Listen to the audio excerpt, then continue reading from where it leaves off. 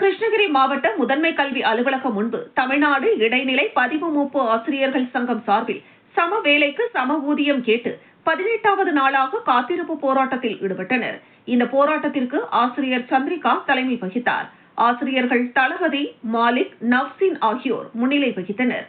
போராட்டம் குறித்து நிர்வாகிகள் கூறுகையில், சம வேலைக்கு சம ஊதியம் என்ற ஒற்றை கோரிக்கைக்காக இடைநிலை பதிவு மூப்பு ஆசிரியர் சங்கம் சார்பில் 10 நாட்கள் சென்னையில் பள்ளி கல்வித்துறை வளாகம் உள்ளிட்ட பல இடங்களில் தேர்தல் வாக்குறுதியை நிறைவேற்ற கோரி போராட்டம் நடத்தப்பட்டது. ஆனால் அரசு எங்கள் கோரிக்கையை செவிமடுக்காத காரணத்தால் அரையாண்டு தேர்வு விடுமுறை முடிந்து பள்ளிகள் திறப்பிற்கு பின்னர் பள்ளியை புறக்கணித்து அந்தந்த மாவட்ட முதன்மை கல்வி அலுவலகம் முன்பு காத்திருப்பு போராட்டம் நடத்துவது என முடிவு செய்து கடந்த 5ஆம் தேதி முதல் தொடர்ந்து காத்திருப்பு போராட்டம் நடந்து வருகிறது.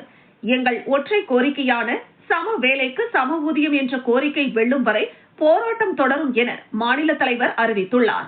அதன்படி நாங்கள் பள்ளிக்கு செல்லாமல் போராட விரும்பவில்லை என்றாலும் 16 ஆண்டுகள் போராட்டத்திற்கு தீர்வு கிடைக்காமல் இம்முறை பின்வாங்க போவதில்லை எனவும் 18வது நாளாக எங்கள் போராட்டம் நடந்து வருகிறது என்றும் கூறியுள்ளார். போராடுவோம். இறுதி வெற்றி.